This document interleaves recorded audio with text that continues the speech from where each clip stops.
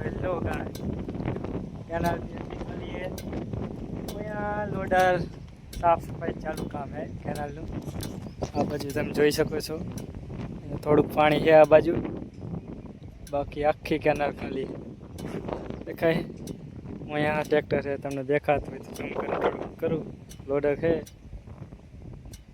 canal માં ધૂળ બારી કાઢે છે हाउ कुकू है जो आ है चराड़वानी केनाल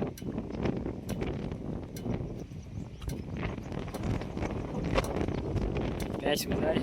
टाइम थी गयो है घर बाजू